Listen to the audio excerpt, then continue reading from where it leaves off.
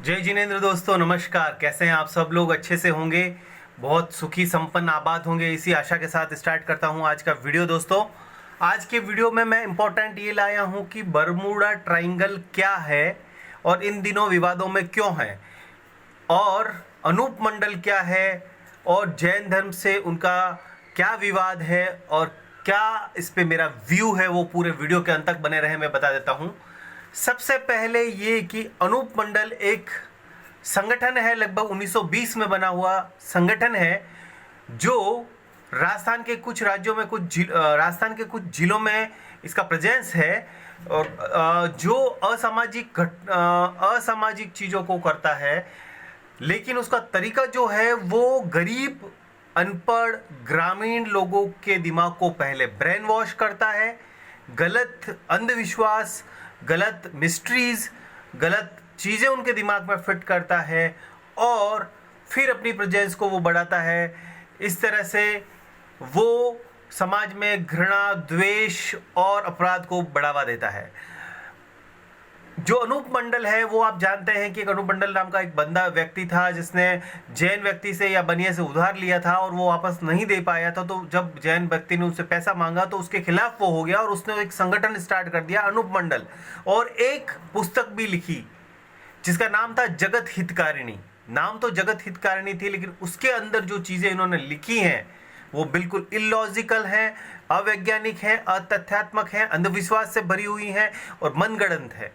उस पे वो जो किताब है वो इस समय प्रतिबंधित है, बैंड है गवर्नमेंट के द्वारा, सरकार का, लेकिन गुजरात में, राजस्थान में गुजराती वर्जन, हिंदी वर्जन पूरी तरह से अभी भी बांटा जा रहा है। बाकायदा पुलिस के सामने ये लोग अपना संगठन जुलूस करते हैं, इवन लॉकडाउन में अपना जुलूस करते हैं और अपनी किताबों को डिस्ट्रीब्यूट करते हैं, और पुलिस तक इनके किताबों को मतलब उसका लॉन्चिंग पे आती है। इतना इनका, आखिर ऐसे संगठन पनप क्यों रहे हैं, इनकी फंडिंग कहाँ से आती है, इनके पीछे विजन क्या है, इनका मकसद क्या है, ये दिल्ली में जाके बाकायदा धरना प्रदर्शन करते हैं, अपनी बुक को बांटते हैं, जो बैंड है, जो प्रतिबंधित है उसको बांटते हैं, डिस्ट्रीब्यूट करते हैं, जैनों के खिलाफ बयान देते हैं, जैनों के खिलाफ अपशब्दों का यूज़ करते हैं, जैनों के खिलाफ बहुत ही बेहुदा, अतथ्यात्मक, अवैज्ञानिक और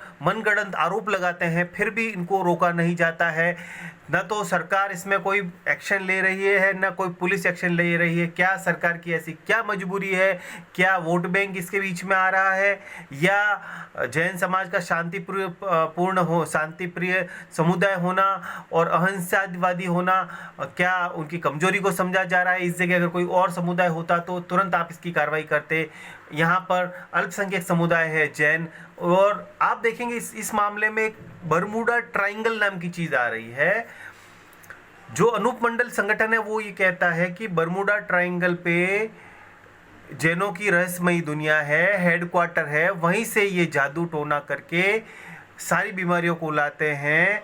मलेरिया, डेंगू, कोरोना, जितनी भी इस दुनिया में बीमारियां हैं वो फैलाते हैं, लोगों को मारते हैं। प्लस दुनिया में जितना भी जगह बारिश हो रही है, वर्षा हो रही है, जलवायु परिवर्तन हो रहा है, वो सारा इन्होंने बांध रखा है। इनका हेडक्वार्टर बरमूडा ट्रायंगल में है। आप समझते हैं बरमूडा ट्रायंगल क्या है? बरमूडा ट्रायंगल समुद्र के बीच में बनने वाला एक त्रिकोण है, जहाँ पे पहले ये इसकी एक रहस्यमयी दुनिया जरूर थी, लेकिन अब वैज्ञानिकों ने इसका पता लगा दिया है।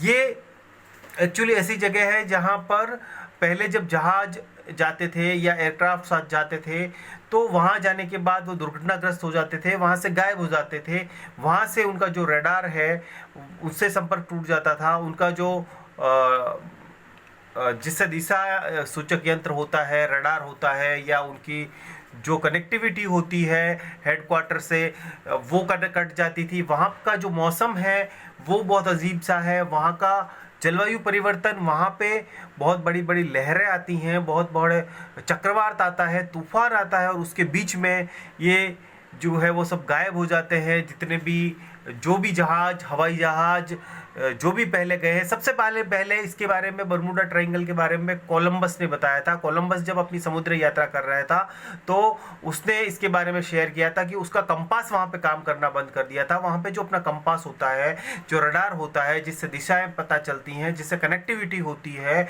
वो सारी वहाँ पे फेल हो जाती हैं। वैज्ञानिकों ने इसका काफ़ी उस समय पता लगा लिया है कि वहाँ पर बहुत ज़्यादा स्पीड से हाई स्पीड से हवाएं चलती हैं, चक्रवात चलता है, तूफान आता है, बड़ी बड़ी लहरें उठती हैं, और जलवायु परिवर्तन होने की वजह से, बहुत ज़्यादा नुकसान होने की वजह से वहाँ पर पहले जो समुद्री जहाज गए थे वो भी वहाँ पर डूब गए। उनको जो राहत दल ढूंढने गया था वो भी वहाँ से वापस पता नहीं चला उसका। लेकिन इन दोनों वैज्ञानिकों ने इसको सिद्ध कर दिया है। इस तरह की वैज्ञानिक और तार्किक चीज़ें यहाँ इस दुनिया में हो रही हैं। उसके पीछे जादू टोना और जैनों का हेडक्वार्टर वहाँ पे बताना कहाँ तक सही है, अनुमंडल का ये आरोप कहाँ तक सही है, क्योंकि ये लोग इस तरह का आरोप लगाते हैं। और आपने देखा ही है कि ये किस तरह की संगठन को चला रहे हैं, किस तरह से इसको बढ़ा रहे हैं, किस तरह से ब्रेन वॉश कर रहे हैं लोगों का। मैं अगर आपको वीडियो सुनाऊं तो वहाँ पे आप देख सकते हैं कि क्लियरली वहाँ पे भाषण दिए जा रहे हैं कि जो बीमारी है कोरोना वो बनिया द्वारा लाई गई है, या इनको मतलब इस तरह की बेहुदा बातें की जा रही हैं। वो वीडियोस आप कहीं पे भी देख सकते हैं। लेकिन एक तो इनका बहिष्कार कैसे किया जाए, सारे जैन समाज को इसमें एक होने की ज़रूरत है, पूर्णतया इस पर स्ट्रिक्ट एक्शन लेने की ज़रूरत है। गवर्नमेंट को भी, सरकार को इसमें हरकत में आने की ज़रूरत है, इनकी एक्टिविटीज़ पे ध्यान रखने की ज़रूरत है, साथ ही इनको बैंड करने की, प्रतिबंधित करने की ज़रूरत है। क्योंकि ये सिर्फ जैन समाज समुदाय पे आज जब हो रहा है तो कल किसी और कम्युनिटी के खिलाफ भी हो सकता है। क्योंकि बेहुदा बातें करना, मनगढ़ंत आरोप लगाना, ये तो कभी भी कोई भी कर सकता है।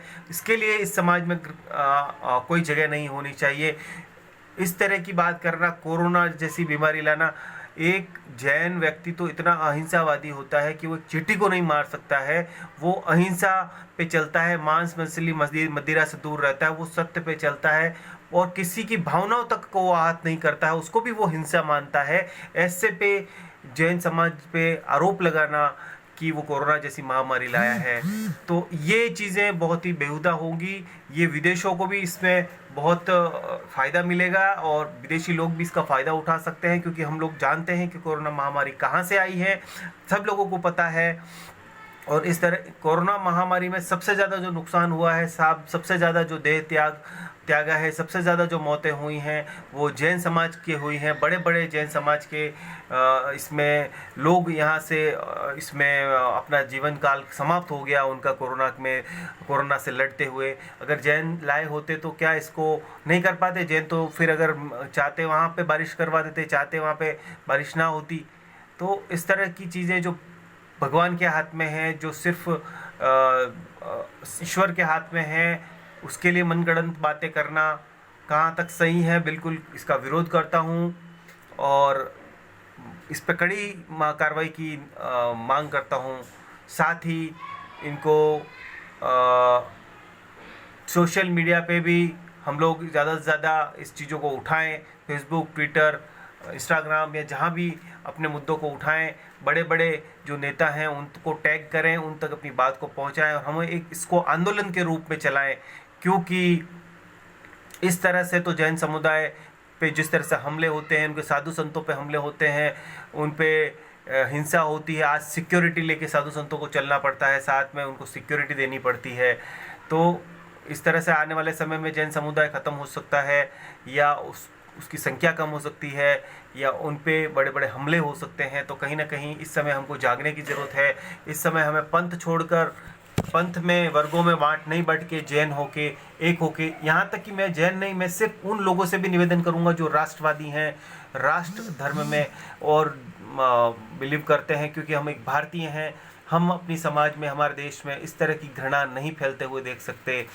जैन समुदाय का जो योगदान देश के प्रति और समाज के प्रति है वो अपूर्णीय है। उन्होंने बहुत सारे हॉस्पिटल्स, धर्मशालाएँ खुलवाई हैं, ऑक्सीजन से लगाकर हर चीज़ में उनका बहुत बेहतरीन योगदान है और योगदान होना भी चाहिए। हम इस देश के वासी हैं, तो इस देश के लिए अगर हम कुछ करते हैं तो उसमें कोई बड़ी बात नहीं है, हमारा कर्तव्य है। और जैन समाज ने इसको बहुत अच्छे से निभाया है, उसके लिए बहुत बहुत साधुवाद है जैन समाज का। और अगर मेरे से कुछ गलत बात हो गई हो तो मैं माफ़ी चाहता हूँ, लेकिन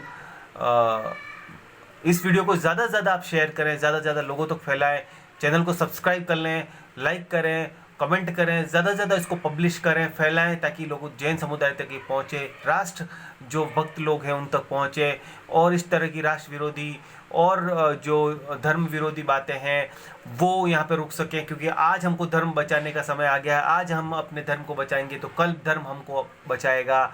इसी आशा और विश्वास के साथ धन्यवाद, धन्यवाद, धन्यवाद दोस्तों।